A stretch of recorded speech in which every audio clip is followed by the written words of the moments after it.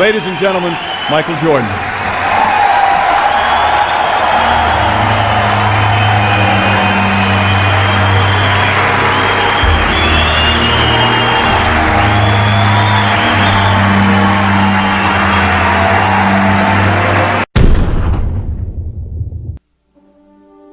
Every day, the first person there before the sun would be Jordan. And he was there because he wasn't good. He would work with a batting instructor and work all day long and be the last person to leave every night also. I asked him what it was like for him in the morning. And Jordan said, I get up before the sun comes up and I make myself some breakfast by myself. He was down there alone.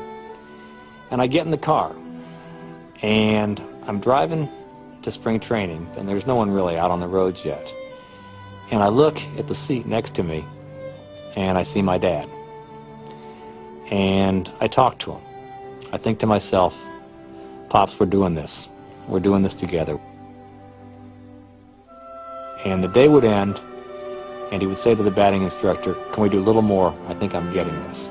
I think I'm learning this. I think I'm getting this. And that's when Sports Illustrated put him on the cover, saying that Michael Jordan has embarrassed baseball.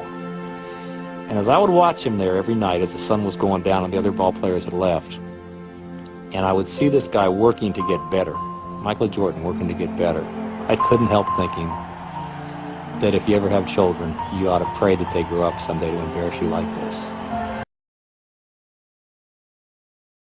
What it did teach me was don't be afraid to try. The worst thing that can happen is it doesn't pan out the way that you envision it. But at least you know that by giving it a shot.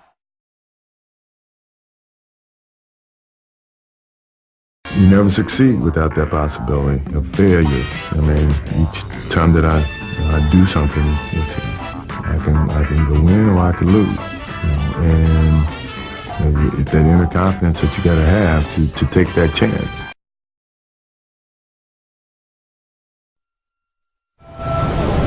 Maybe it's my fault. Maybe I led you to believe it was easy when it wasn't. Maybe I made you think my highlights started at the free throw line and not in the gym. Maybe I made you think that every shot I took was a game winner. That my game was built on flash and not fire. Maybe it's my fault that you didn't see that failure gave me strength, that my pain was my motivation. Maybe I led you to believe that basketball was a God-given gift and not something I worked for every single day of my life. Maybe I destroyed the game. Or maybe you're just making excuses. Everything that I've done in my life, I've taken a chance in either succeeding at it or failing at it. But I've taken that chance, and I will not let the opportunity of failure stop me from doing something that I truly enjoy doing. Jones to Jordan, left at the top of the key, shoots from there, he scores! Jordan scores! Jordan scores! The Wizards win 93-92!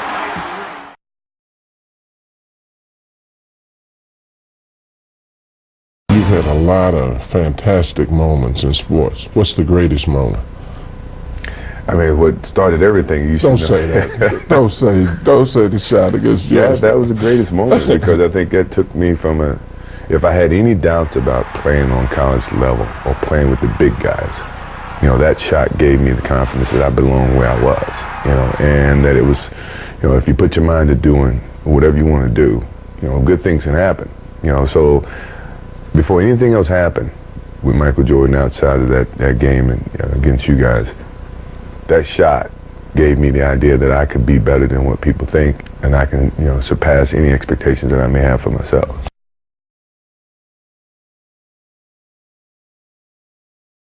Let me turn it. What's your greatest disappointment in sports?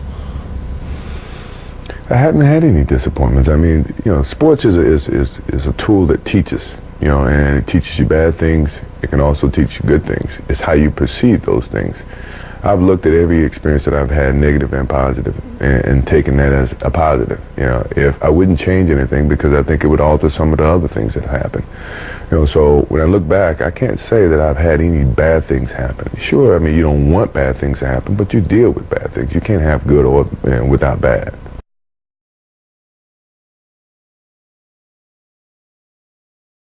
Who's your favorite guy to play against? Myself. If I can really elaborate on why I said myself more so than another athlete, is that because a lot of times I had to battle with myself to keep challenging myself. You know, that to me was why I would say that the biggest battle was myself, because when you get to a certain pinnacle, you got to find some ways to keep going out there for 82 games.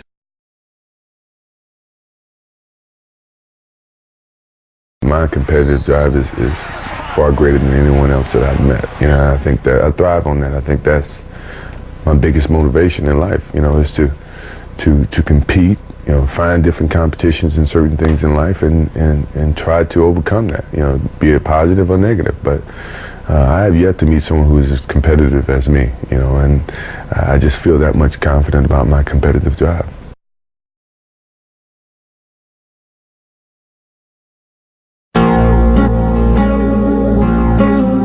I've missed more than 9,000 shots in my career.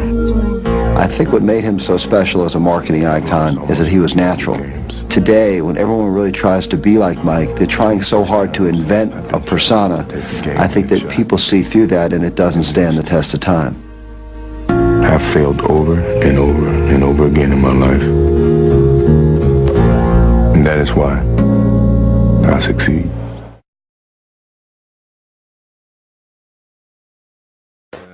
He runs his corporate empire from high atop Chicago, the city that made him famous. Could you have imagined when you first started playing that one day you'd be sitting up here running a company that's worth $500 million? No. I never really thought about it. All I thought about was doing what I was good at and letting that open up a lot of opportunities for me and choosing from that point on. Michael, which were you more proud of, your athletic skills or the mental skills that you brought to the game, and which was more difficult to keep up? The mental skills came with the education of the game, you know, that either I learned from Coach Smith before I got here, or I learned in the course of the coaching staff that I've been endured with. The mental part is hard because you have to really learn, taking everything that you've learned over a period of time and apply that to your game and tie that into the physical aspect to your game and make the complete basketball player that you try to become. You know, so physically it's a little bit easier, but the mental part is the hardest part, and I think that's the part that separates the good players from the great players.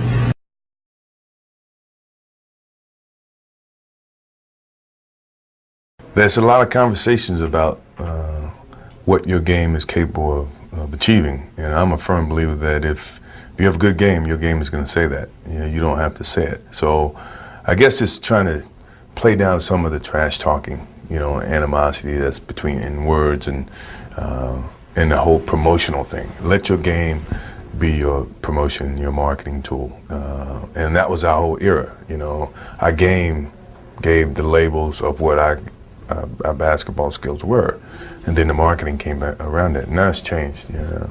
So I'm trying to revert back to where your game do all your talking instead of what we may say and what someone else may say about your game.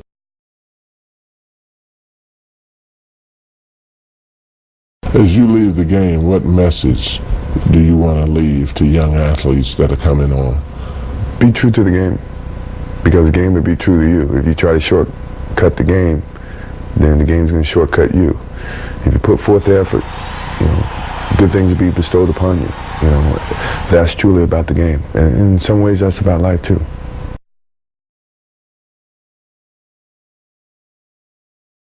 One day you might look up and see me playing the game at 50. Oh, don't laugh. Never say never. Because limits, like fears, are often just an illusion. Thank you very much. Look forward to it.